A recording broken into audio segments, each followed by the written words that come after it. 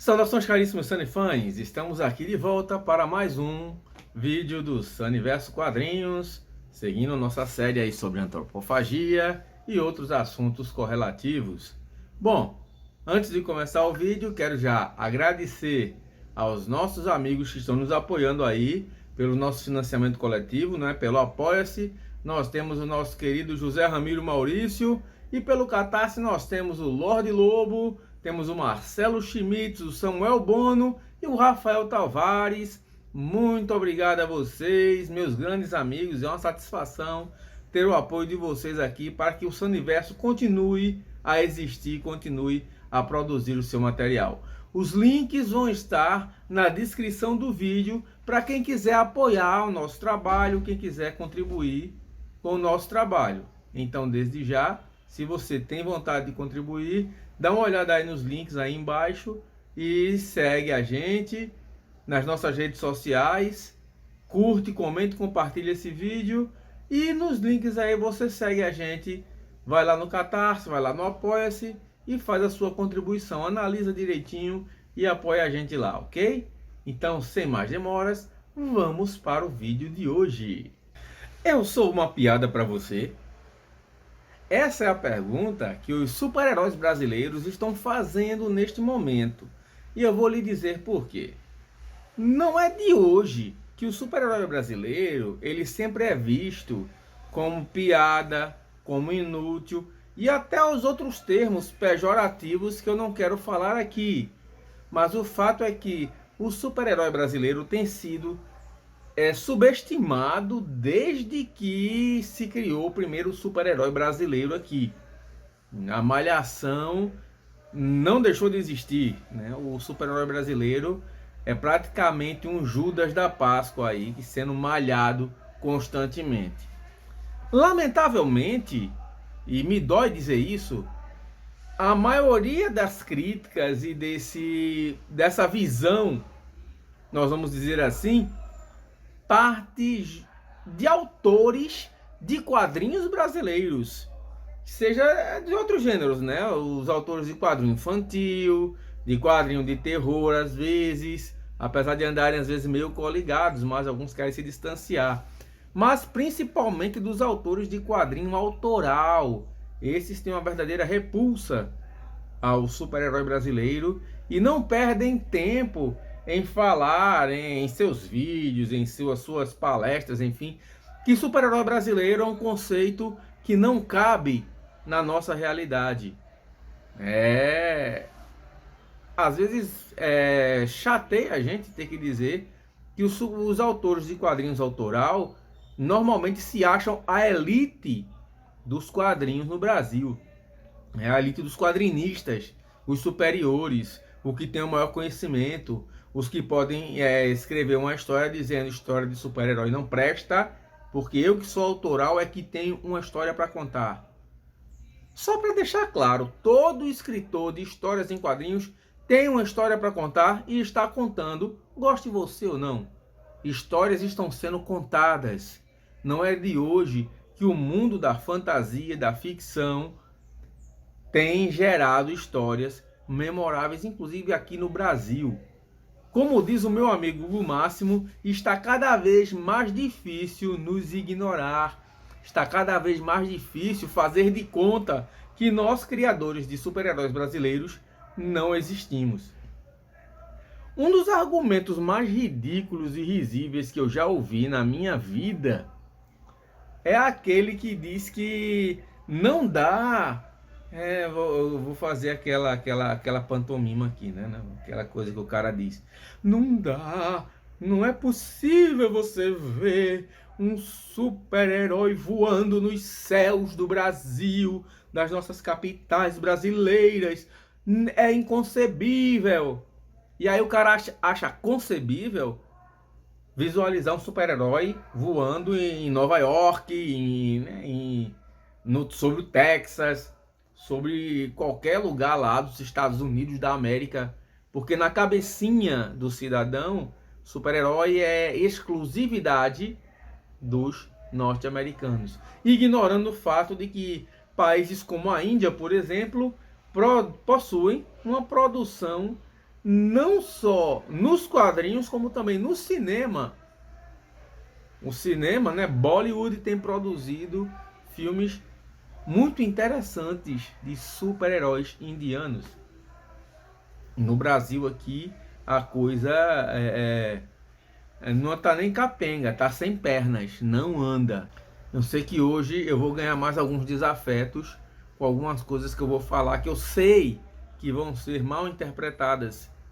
Apesar de a gente falar as coisas de um jeito, muitas vezes as pessoas querem entender de outro jeito, mas enfim, vamos seguir em frente porque a estrada é longa. E o que acontece? Essas pessoas que têm esse posicionamento, elas esquecem que super-heróis são seres de ficção e podem existir em qualquer realidade. Outra coisa que dói no coração é a ideia de que, por causa do caráter do brasileiro, seria impossível existir um super-herói no Brasil. Porque diz, o brasileiro, ele possui o perfil do malandro, vagabundo, aproveitador, Lady Gerson é o que impera aqui, né? E que o nosso povo brasileiro jamais produziria um ser altruísta e benevolente. Essas mesmas pessoas estão dizendo com todas as palavras que os norte-americanos sim é que são altruístas, bondosos, generosos, que são pessoas do bem, né, que são pessoas superiores, que são pessoas que têm uma moral mais elevada, que podem produzir super seres. É isso que essas pessoas estão dizendo. Sem levar em conta, obviamente, que tudo isso tem sido fruto constante da colonização cultural que a gente recebe ainda hoje, todos os dias, inclusive sendo imposta pelos próprios autores de quadrinhos autorais, que vêm com esses argumentos frouxos que em nada contribuem para a nossa querida nona arte. Ao invés das pessoas se unirem, entendendo que há espaço para todos, elas preferem se arvorar como os mais inteligentes, os mais preparados, os que têm história para contar, dizendo que quem não é do time deles não tem história para contar. É lamentável isso. E o fato de que as pessoas não têm o entendimento de que isso é fruto da colonização cultural, que eles estão reproduzindo discurso de colonizado.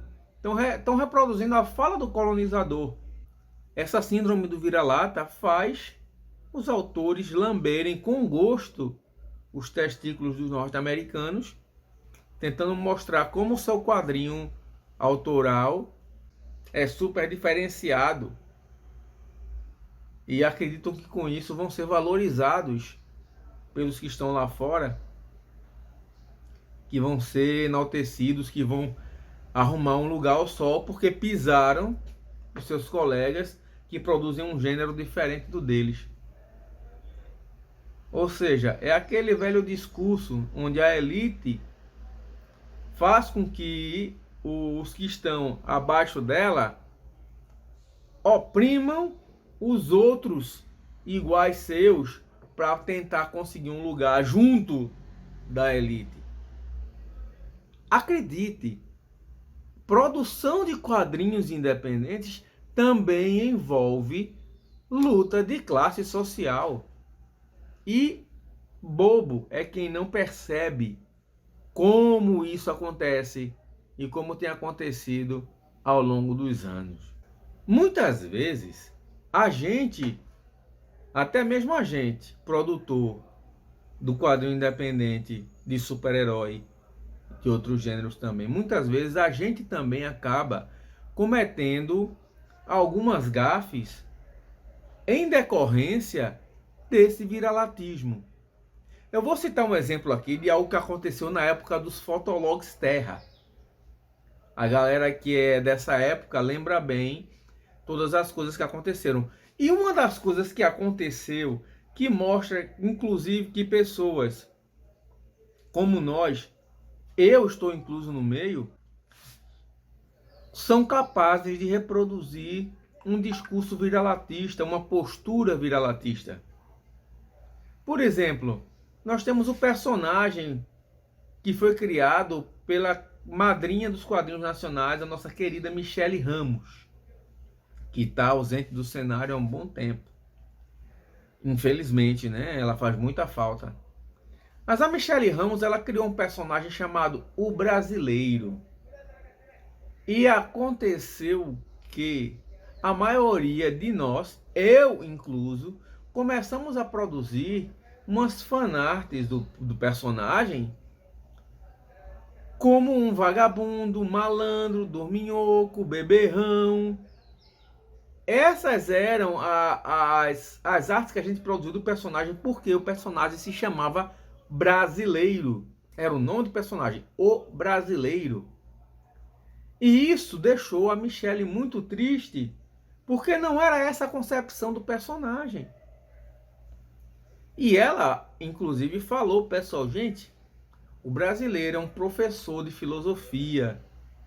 Ele ensina, ele trabalha, ele é aquele cara que acorda cedo e que dedica sua vida ao ensino da filosofia e se preocupa com seus alunos e tal, e saiu explicando quem era o personagem que ela criou. Ou seja, até a gente, em um certo tempo, eu incluído, eu fiz isso também, a gente, no nosso viralatismo, a cabeça da gente diz que o brasileiro é isso. Né? O brasileiro é vagabundo, beberrão, preguiçoso, não quer trabalhar, enfim.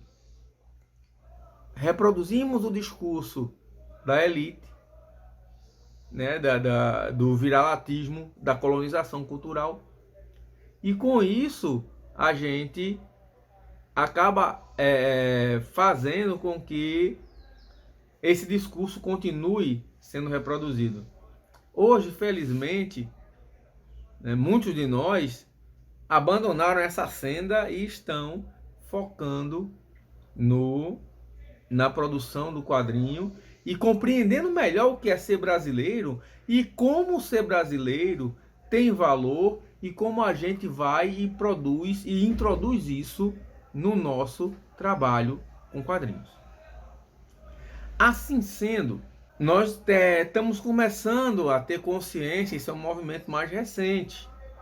De um tempo para cá, foi preciso muita luta para que essa consciência começasse a se impor, no fato de que essa ideia que a gente tem, que a gente tinha do brasileiro não prestar para nada, foi uma ideia perpetrada por burgueses que são aversos ao Brasil. Elite dominante, gente rica, que odeia o Brasil, que quer transformar o trabalhador brasileiro em escravo, gente que quer tirar direitos trabalhistas, que quer aumentar a carga de trabalho, que não está preocupada com a saúde mental do seu funcionário, se preocupa com a própria. Tire dinheiro desse povo para ver o pânico e a quantidade de remédio que vai ter que tomar e o quanto de psicanálise que vai ter que fazer. Mas não, pobre não pode fazer psicanálise. Pobre tem que trabalhar feito louco e se virar de aguentar a pressão de ter que trabalhar e sustentar a sua família. Tá tudo envolvido, gente. Faz tudo parte do mesmo pacote. E isso aí é coisa que veio, né? Eu já falei disso aqui em vídeos anteriores.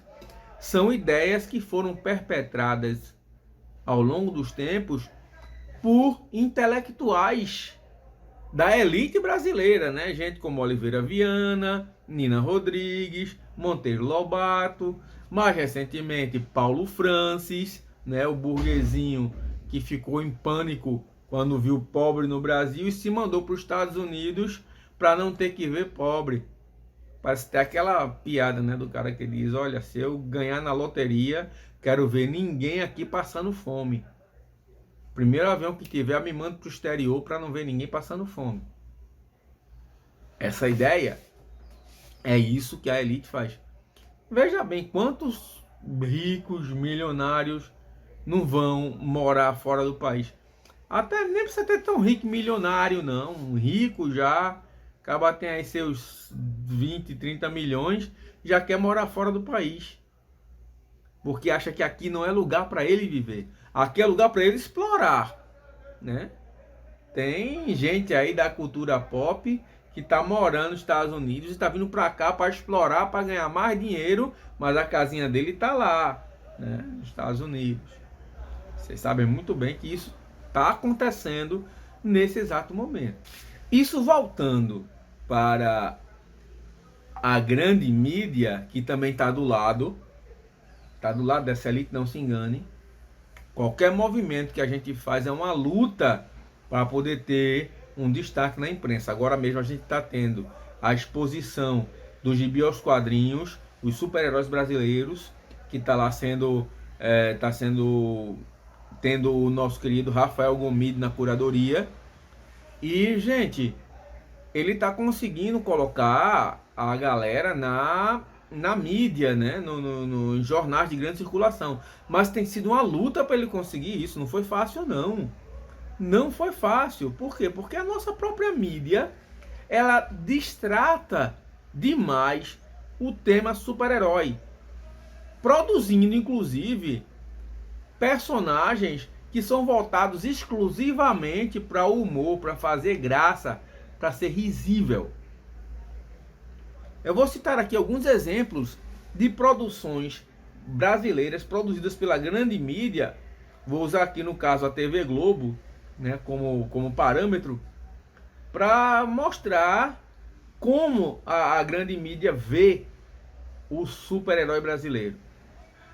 Uma das primeiras produções, criada lá em 1985, foi numa novela chamada Vereda Tropical, que ela foi ao ar de julho de 1984 até fevereiro de 1985. E tinha um personagem, né? Quem é noveleiro aí vai se lembrar do Super Theo, interpretado pelo ator Marcos Frota. Né? O Super Theo, o Theo, na verdade, o Super Theo em si não existia. O Super Theo era uma fantasia da cabeça do Theo. Ele sofria muito, né, com o jeito durão da mãe. Era tímido, tinha medo do mundo e era muito passivo. Só que e também não sabia lidar com as mulheres. Era apaixonado pela Gabi. E para ele fugir da realidade, ele sonhava que era um super-herói, que era o Super Theo, gerando cenas cômicas e muita polêmica. É a visão, né, de um super-herói numa novela da TV Globo. Alguns anos antes, em 1981, o Jô Soares trouxe para as telas um personagem clássico, lembrado até hoje pelo seu vanguardismo, pela sua inovação. Ele trouxe algo realmente surreal para a TV Globo, para a televisão, que foi o Capitão Gay. Ainda que tenha sido um personagem revolucionário, o Capitão Gay foi criado numa época onde era a regra estereotipar o homossexual. Ou seja, o Capitão Gay ele era um estereótipo daqueles bem escrachados, que provavelmente não seria criado hoje. Nos dias de hoje, provavelmente nós não teríamos um Capitão Gay do Jô Soares. Tinha o seu auxiliar, que era o Carlos Sueli, né, que era vivido pelo Eliezer Mota. E o Capitão Gay era esse estereótipo voltado para o humor, né? Tinha a musiquinha lá, que eu não vou cantar aqui não. E, enfim, foi um personagem criado, mais uma vez, com uma pegada de humor, para fazer rir. Sendo que na época isso era estereotipando os homossexuais. Então, veja aí a segunda visão. E um último exemplo, para não ficar muito extenso o vídeo, eu vou citar aqui para vocês a Legião Brasileira de Super-Heróis, que era do Caceta e Planeta. Todo mundo aqui deve se lembrar dos heróis que eram exibidos, os heróis que foram criados. Você tinha o Ultracorno do Hubert, esse só que nome, Ultracorno. Você tinha o Incrível Miserável, que era interpretado pelo Reinaldo. Você tinha a Mulher Siliconada, que era a Maria Paula, a musa do humor, né? Você tinha o Carnavalesco Man, que era do Marcelo Madureira, e o Atocha Humano, do Hélio de la Penha. E você veja, toda vez que eles iam entrar em cena, eu vou ler a transcrição aqui do que era dito quando na abertura do quadro. Todo dia eles pegam cedo na luta do bem contra o mal, mais rápidos do que a justiça, mais honestos do que a polícia. Eles ganham pouco, eles moram longe, eles não têm ticket nem carteira assinada. Eles são a legião dos super-heróis brasileiros. Nem me lembro se era narrado desse jeito, mas testando aqui as minhas habilidades de locutor. Então, os personagens carregavam essa ideia do que é ser brasileiro, né? Não tem carteira assinada, não tem ticket, né? Ganha pouco, mora longe. Enfim, você vê aí o estereótipo, né? A coisa difícil e aonde é colocada a realidade de um super-herói brasileiro. Ele não podia ser poderoso, ele não podia ser bem de vida, ele não podia estar bem, ele tinha que ser sempre vou usar a expressão, sempre ser um lascado, sempre ser um ferrado. Essa é a visão que a elite tem do pobre, é um bando de ferrado e que tem que se ferrar mais.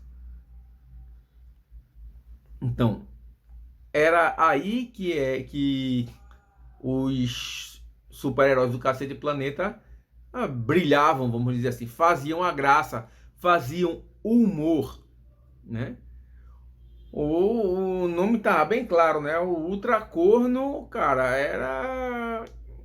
Se ser corno já era ruim, ser um ultracorno devia ser pior ainda. O Incrível Miserável estava sempre verde de fome, odiava tomar banho e não trocava nem a cueca. Lembrando que eram também paródias dos super-heróis americanos, né? Inseridos num contexto da visão da elite brasileira sobre o seu povo trabalhador. O Carnavalesco Man era um personagem pronto para ir para a avenida, desfilar, e era também um estereótipo de homossexual, já que ele estava acompanhado sempre do seu fiel escudeiro, que era o Atocha Humano, e tinha aquela piadinha que saía sempre, né? Que o Carnavalesco Man dizia: "Vamos, Atocha!" E o Atocha olhava para lá e dizia: "Mas aqui, chefe", né? Fazendo a piadinha com a relação homossexual.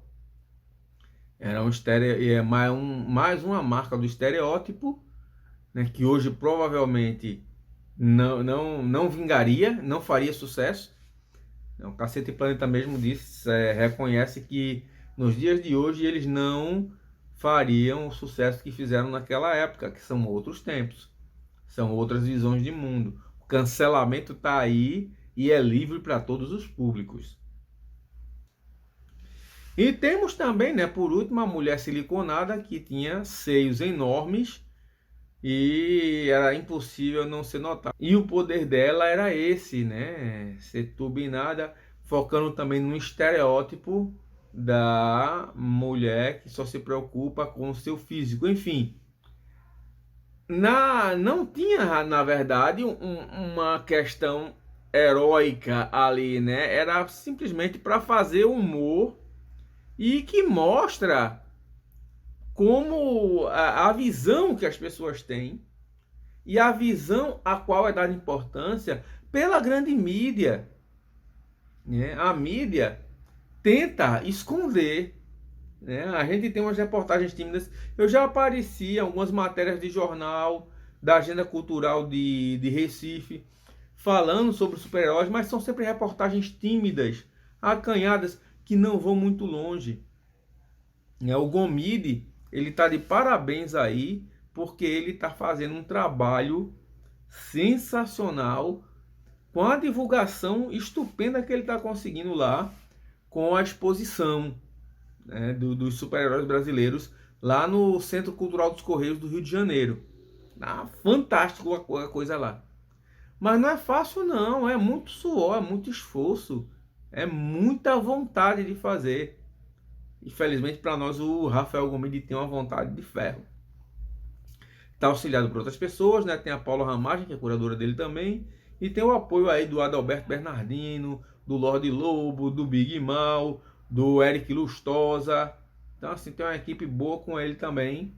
Está sendo realmente uma coisa fantástica. E eu estou muito feliz que a minha personagem, a Princesa Diamante, está lá na exposição também. Então quem for lá, vai ver a Princesa Diamante por lá. E eu estou falando tudo isso, e é agora onde provavelmente eu devo ganhar os meus hates, meus dislikes, meus cancelamentos. Eu disse que é livre para todos os públicos, para mim também. É que nós temos agora, né, um grande auê em relação a um filme de super-herói que vai estrear no Brasil, e vocês já devem saber que eu estou falando do Overman, da Laerte. E antes de aprofundar nesse assunto, eu queria deixar bem claro que eu sou fã da Laerte, eu amo o trabalho da Laerte, lá dos Piratas do Tietê, do Los Três Amigos ali. Cara, sim, é um trabalho fenomenal. E acredito, tenho certeza, ela merece o sucesso que está tendo e ver o seu personagem indo para o cinema. Eu acredito que isso é o que todo criador de personagem quer, ver o seu personagem indo para as telas do cinema, ganhando a grande mídia. Obviamente, eu fico muito feliz pela Laerte, por ela estar chegando nesse patamar, que é onde eu queria estar também. Estou falando isso logo claro aqui, para depois ninguém me dizer que eu estou falando com relação à inveja e outras coisas.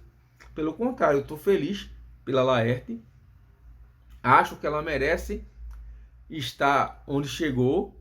Ela merece esse sucesso porque trabalhou muito, produziu muito material, trabalhou, se esforçou e está aí colhendo agora frutos do seu trabalho, com toda certeza. E por que eu estou fazendo todo esse arrodeio? Porque, na verdade, a ida do Overman para os cinemas pode ser mais um retrocesso para nós, criadores de quadrinhos de super-heróis, do que realmente um avanço. Eu vi muito quadrinista feliz e contente com essa ida, dizendo agora sim os super-heróis brasileiros vão ter reconhecimento. Eu acho meio difícil, porque o Overman não é uma história de aventuras super-heróicas. Overman é um quadrinho reflexivo, que é uma paródia, né, mais uma paródia dos quadrinhos de super-heróis que nós temos no mundo. O visual dele, inclusive, existe a própria piada dentro das tirinhas. A Laerte faz a piada de que o uniforme do Overman é uma cópia do uniforme do Space Ghost. A Laerte tem a sua visão própria a respeito de super-heróis. O Overman foi criado em 1998 e possui o poder de voar, tem a super força, né? Ele é capaz de erguer toneladas, e seu uniforme é composto de roupas colantes, uma capa, e tem a máscara que ele não retira. Ele não possui uma identidade secreta. Então, quando acontecem as suas aventuras e ele volta para casa, ele continua com o seu uniforme. E ele tem um auxiliar, né, um sidekick, como dizem, que é o Esquilo. Eles moram juntos, né, em um apartamento. E o Overman dorme no beliche de cima porque o Esquilo tem medo de altura e dorme embaixo. As tirinhas do Overman, elas são voltadas justamente a isso, a satirizar genialmente, inteligentemente e fantasticamente os super-heróis americanos. E existe muita reflexão, até mesmo filosófica, né? O Overman é um quadrinho em que você ri de umas coisas e reflete muito em outras. Só que o Overman não é uma aventura de super-herói. É um quadrinho para rir e pensar. E onde entra, o que é que eu quero dizer com tudo isso? Se isso fosse em um lugar, em um país, onde a gente já tem uma produção intensa de filmes de super-heróis, onde a superaventura é o destaque primordial, como nós tivemos aí, né? Vamos citar aqui Marvel, só Marvel, não vou citar DC não, porque os filmes da DC, misericórdia. Né? Nós temos os filmes da Marvel, nós tivemos aí Vingadores, Homem-Aranha, Doutor Estranho, Capitão América, Homem de Ferro, Thor, Guardiões da Galáxia, saiu as Marvels aí recentemente, bom, ruim, não sei. Produções de séries, né, como Cavaleiro da Lua, WandaVision, enfim. Nós temos uma série de produções focadas na superaventura. No meio, você solta um filme do Deadpool, que é um filme de comédia, é um filme para fazer rir, beleza, tá tranquilo. Tem o seu, inclusive se destaca por ser diferente dos demais. No caso do Overman, nós não temos essa produção de filmes intensas que faça com que o personagem se destaque dos demais pelo humor. Nós tivemos o filme do Doutrinador por aí, mas o próprio autor gosta de dissociar a figura do Doutrinador da figura do super-herói. Ele mesmo já disse isso. O Doutrinador não é um super-herói.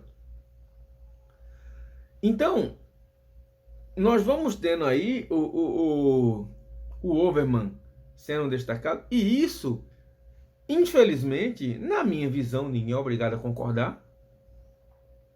Isso para nós acaba sendo mais um estímulo ao viralatismo que nós temos no país. Porque nós vamos ver mais uma vez um super-herói indo para o cinema em forma de sátira. A grande mídia vai levar mais um produto super-heróico em forma de sátira, em uma visão diferente do que é a superaventura, a aventura super-heróica. Como eu já disse, fico muito feliz pela Laerte e merece. O meu lado artista, produtor, fica muito feliz.